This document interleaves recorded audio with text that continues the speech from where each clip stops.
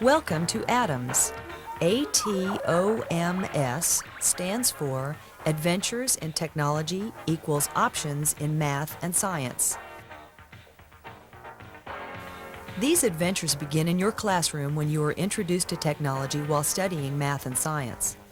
Math and science will always be a major part of your life and the bases of all technology you use, no matter what you do after you finish school. How does it affect you and your friends in your day-to-day lives? To see this, we must leave the classroom and enter the real workplace, where you will see people at work and the products they make.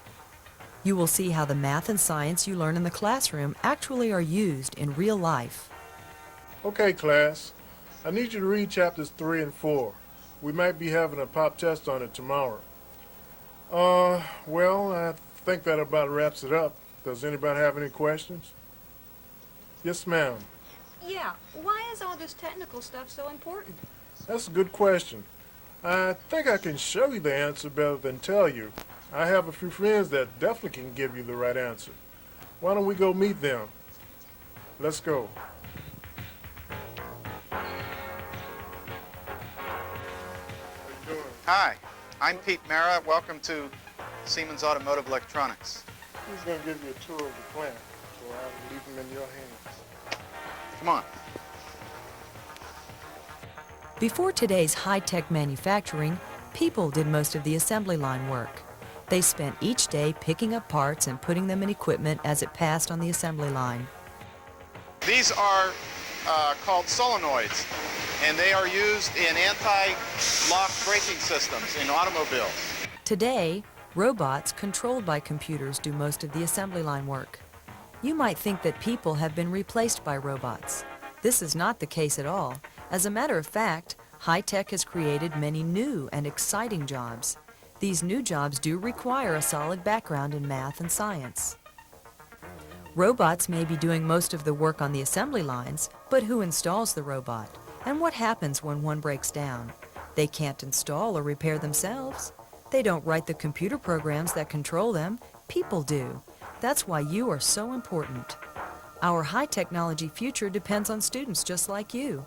Whether you're an engineer, technician, a computer programmer, or computer operator, most of the better-paying jobs today are related to technology. Those are some examples of where you might work as a technician.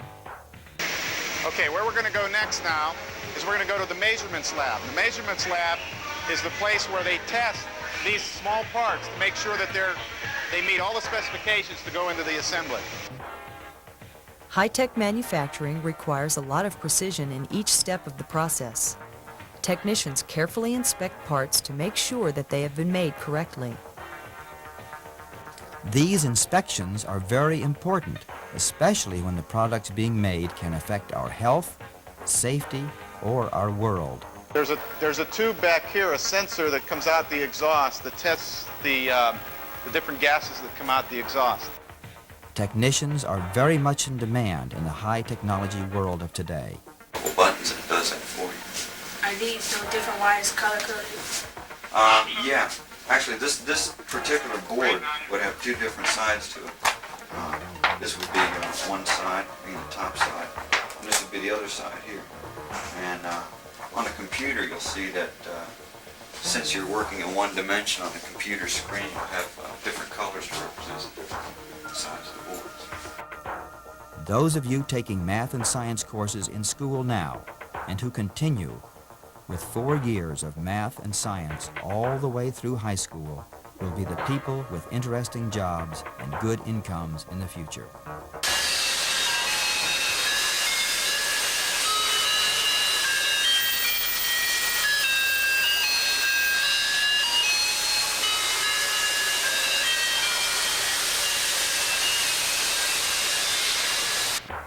High technology manufacturing and the use of robots are only 2 examples of what is in the future for all of us. There are other jobs involving high technology. Another area using these skills in math, science, and computers is research. Research is different from manufacturing. In doing research, technicians experiment with inventions to find out whether they will be useful to you and me.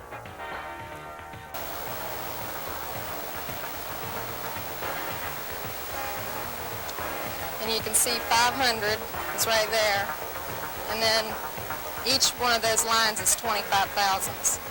So that's 550 plus 62 and a half. And then you can even get down to tenths by reading this scale right here. But this is a pretty close tolerance pen. Eventually, right now we built this, and what that does is creates a parabolic shape, like an antenna receiver. And eventually they want to build this. And they'll build it out in space and they'll just leave it there. And this piece I was telling you takes about 1,200 parts to build. So we have one side cut, and we're going to do the opposite side.